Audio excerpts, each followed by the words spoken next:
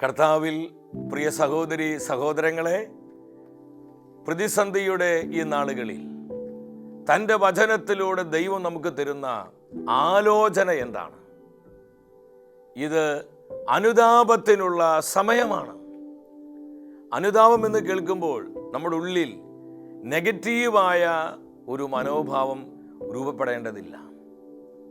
വളരെ പോസിറ്റീവായി കർത്താവ് നൽകുന്ന ഈ ചിന്തയെ സ്വീകരിക്കുവാൻ നമുക്ക് കഴിയണം. കർത്താവിൻ്റെ സന്നിധിയിൽ അനുതാപത്തിന് വലിയ വിലയുണ്ട്.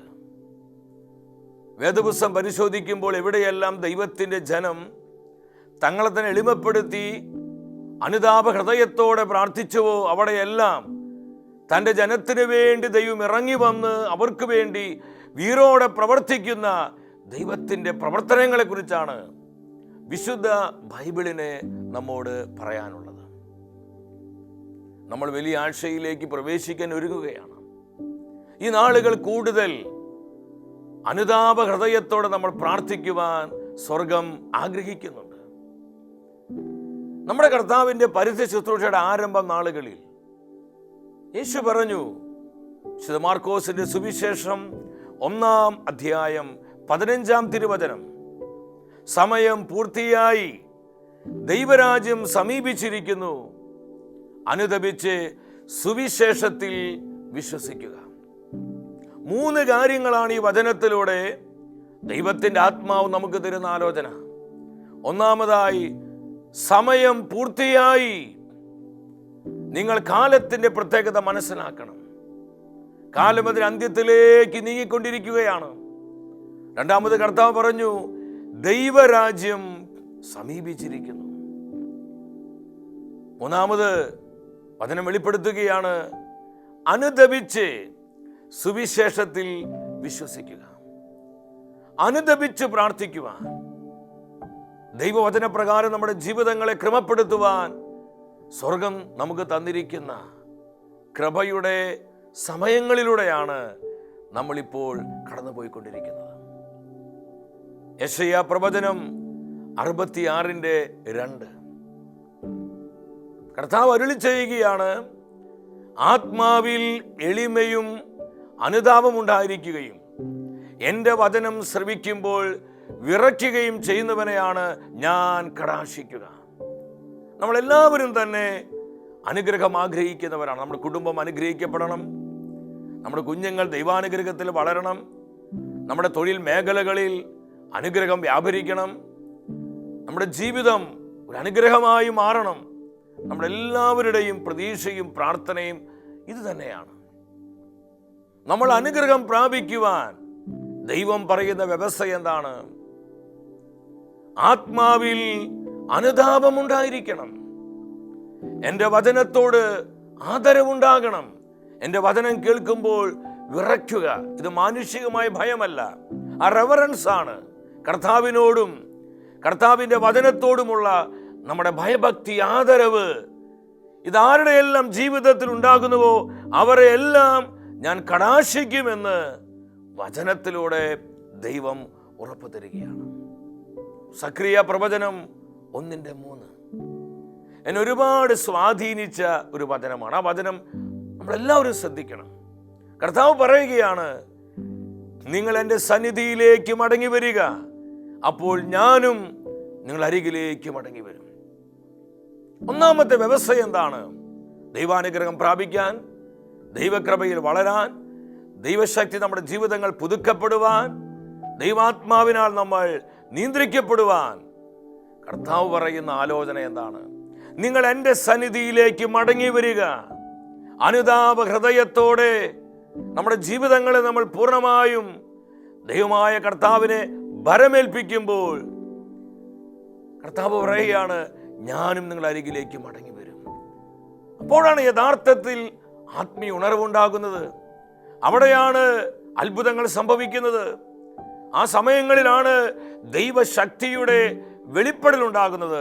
എൻ്റെ സഹോദരി സഹോദരങ്ങളെ, ഈ നാളുകളിൽ നമുക്ക് വേണ്ടത് ദൈവശക്തിയുടെ വെളിപ്പെടലാണ്, ദൈവകൃപയുടെ നിറഞ്ഞൊഴുക്കാണ്, ദൈവസ്നേഹത്തിൻ്റെ അഭിഷേകമാണ്. അതിനായി നാം നമ്മുടെ ജീവിതങ്ങളെ വചനപ്രകാരം ക്രമപ്പെടുത്തുവാൻ തയ്യാറാകണം. ലൂക്കായുടെ സുവിശേഷം 15:7 നമ്മുടെ കർത്താവ് എന്താ പറഞ്ഞത്? സ്വർഗത്തിൽ വലിയ സന്തോഷമുണ്ട്. എപ്പോഴാണ് സ്വർഗത്തിൽ സന്തോഷമുണ്ടാകുന്നത്? അനുതപിക്കുന്ന ഒരു പാപിയെ കുറിച്ച് സ്വർഗത്തിൽ വലിയ സന്തോഷമുണ്ടാകുന്നു. കർത്താവിൻ്റെ വാക്കുകൾ നമ്മൾ ശ്രദ്ധിക്കണം. സ്വർഗത്തിൽ യഥാർത്ഥത്തിൽ എപ്പോഴാണ് ആനന്ദമുണ്ടാകുന്നത്? ഒരു പാപി അനുതപിച്ച് തൻ്റെ പാപങ്ങൾ ഏറ്റുപറഞ്ഞ് കർത്താവിനോട് ഐക്യപ്പെടുമ്പോൾ സ്വർഗത്തിൽ ഭയങ്കരമായ സന്തോഷമുണ്ടാവുകയാണ്. നരകത്തിലുമുണ്ട് സന്തോഷം. നരകത്തിൽ എപ്പോഴാണ് സന്തോഷമുണ്ടാകുന്നത്? കൃപയിലായിരിക്കുന്ന ഒരു വ്യക്തി പാപത്തിൽ വീണു പോകുമ്പോൾ നരകത്തിൽ സന്തോഷമുണ്ടാകുന്നു. എൻ്റെ സഹോദരി സഹോദരങ്ങളെ, കർത്താവ് തരുന്ന ഈ വചനങ്ങളിലൂടെ നമ്മുടെ ജീവിതങ്ങളെ കൂടുതൽ അനുതാപത്തിലേക്ക് നയിക്കുവാൻ നമുക്ക് സാധിക്കണം. ഞാൻ വീണ്ടും ആത്മാവിൽ പറയട്ടെ, അനുതാപത്തിന് കർത്താവിൻ്റെ സന്നിധിയിൽ വലിയ വിലയുണ്ട്. അതിന് ഏറ്റവും വലിയൊരു തെളിവാണ് യോനാ പ്രവചനത്തിൽ കാണാൻ പറ്റും. ദൈവത്തിൻ്റെ ദൂതനുസരിച്ച് യോനാ പ്രവാചകൻ നിനവെ പട്ടണത്തിൽ ചെന്നു. 3:4 പറയുകയാണ്, 40 ദിവസത്തിനകം നിനവെ നശിപ്പിക്കപ്പെടും. അനുതാപത്തിന്റെ സുവിശേഷം നിനവെ നിവാസികളോട് യോന ശക്തമായി പ്രഘോഷിച്ചു. ഈ പ്രഘോഷണം കേട്ടപ്പോൾ 5-ാം വചനത്തിൽ വചനം സാക്ഷ്യപ്പെടുത്തുകയാണ്, ജനം മുഴുവൻ ദൈവത്തിൽ വിശ്വസിച്ചു. എല്ലാവർക്കും അനുതാപമുണ്ടായി. രാജാവടക്കം ചാരം പൂശി തന്നെ എളിമപ്പെടുത്തി തറയിൽ ഉപവസിച്ച് പ്രാർത്ഥിക്കുകയാണ്. സകല മനുഷ്യരും മൃഗങ്ങൾ ഉൾപ്പെടെ എല്ലാവരും അനുതാപത്തിലേക്ക് വരികയാണ്. എളിമപ്പെടലിൻ്റെ അടയാളമായി ചാരം പൂശി ചാക്കുവസ്ത്രം അണിഞ്ഞ് അവരെല്ലാം ദൈവസന്നിധിയിൽ വ്യാപരിക്കുകയാണ്. ഈ സമയത്ത് എന്താ സംഭവിച്ചത്? യോനാ പ്രവചനം 3-ാം അധ്യായം 10-ാമത്തെ വചനം എന്താ നമ്മോട് പറയുന്നത്? തങ്ങളുടെ ദുഷ്ടതയിൽ നിന്ന് അവർ പിന്തിരിഞ്ഞു എന്ന് കണ്ട് ദൈവം മനസ്സു മാറ്റി അവരുടെ മേൽ അയക്കുമെന്ന് പറഞ്ഞ തിന്മ അയച്ചില്ല. എത്ര മനോഹരമായ വചനമാണ്! അനുതപിക്കുമ്പോൾ തൻ്റെ ജനത്തിനു വേണ്ടി ദൈവം പ്രവർത്തിക്കുന്ന രീതിയെക്കുറിച്ച് ഈ വചനം കൃത്യമായി വെളിപ്പെടുത്തുകയാണ്.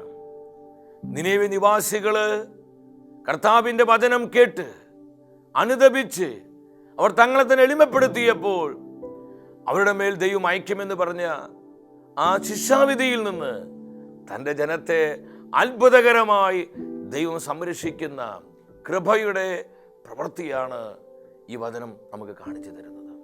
ഇതുപോലെ തന്നെ രാജാക്കന്മാരുടെ 2-ാം പുസ്തകം 22-ാം അധ്യായം 18 മുതൽ 20 വരെയുള്ള വചനങ്ങൾ. രാജാവായ ജോസിയ, കർത്താവിൻ്റെ മുൻപിൽ നീതിയോടെ ജീവിച്ച രാജാവായിരുന്ന ജോസിയ, നിയമഗ്രന്ഥം രാജാവിൻ്റെ സന്നിധിയിൽ വായിച്ചു കഴിഞ്ഞപ്പോൾ രാജാവ് വസ്ത്രം കീറി പൊട്ടിക്കരയുകയാണ് ദൈവത്തിൻ്റെ സന്നിധിയിൽ. തൻ്റെ ജനത്തിന് മേൽ വരാൻ പോകുന്ന ശിക്ഷാവിധിയെക്കുറിച്ച് രാജാവ് കേൾക്കുകയാണ്. ഈ സമയത്ത് ജോസിയ രാജാവ് എന്താണ് ചെയ്തത്? രാജാവിൻ്റെ പ്രവൃത്തി വളരെ ശ്രദ്ധയോടെ കർത്താവ് നോക്കിക്കാണുകയാണ്. ഈ തിരുവചന ഭാഗം നമുക്ക് ശ്രദ്ധിച്ച് കേൾക്കാം. എന്നാൽ കർത്താവിൻ്റെ ഹിതം ആരായാൻ നിങ്ങളെ അയച്ച യൂദാ രാജാവിനോട് പറയുക, ഇസ്രായേലിന്റെ ദൈവമായ കർത്താവ് അരുളി ചെയ്യുന്നു, നീ വചനം കേൾക്കുകയും പശ്ചാത്തപിക്കുകയും കർത്താവിൻ്റെ മുൻപിൽ സ്വയം വിനീതനാവുകയും ചെയ്തു. ഈ ദേശത്തിനും നിവാസികൾക്കുമെതിരെ അവർ ശൂന്യതയും ശാപവുമാകുമെന്ന് ഞാൻ അരുളി ചെയ്തപ്പോൾ നീ വസ്ത്രം കീറി എൻ്റെ മുൻപിൽ നിന്ന് കരഞ്ഞു. നിന്റെ വിലാപം ഞാൻ കേട്ടിരിക്കുന്നുവെന്ന് കർത്താവ് അരുളി ചെയ്യുന്നു. അതിനാൽ ഞാൻ നിന്നെ പിതാക്കന്മാരുടെ കൂടെ ചേർക്കും, നീ സമാധാനപൂർവം കല്ലറ പോകും. ഞാൻ ഈ സ്ഥലത്തിന് വരുത്തുന്ന അനർത്ഥങ്ങൾ നിനക്ക് കാണേണ്ടി വരികയില്ല. അവർ ഈ വചനം രാജാവിനെ അറിയിച്ചു. തൻ്റെ ജനത്തിൻ്റെ മേൽ വരാൻ പോകുന്ന ശിക്ഷാവിധിയെ കുറിച്ച് രാജാവ് കേട്ടുകഴിഞ്ഞപ്പോൾ അനുതാപ ഹൃദയത്തോടെ ദൈവസന്നിധിയിൽ വസ്ത്രം കീറി രാജാവ് പൊട്ടി കരയുകയാണ്. ആ വചനം നമ്മളിന്ന് ശ്രദ്ധിച്ചു നോക്കി. കർത്താവ് എന്താ പറഞ്ഞത്? രാജാവായ ജോസിയ അനുതപിച്ചതും തൻ്റെ മുൻപിൽ നിലവിളിച്ചതും കർത്താവ് ശ്രദ്ധാപൂർവം കാണുകയാണ്.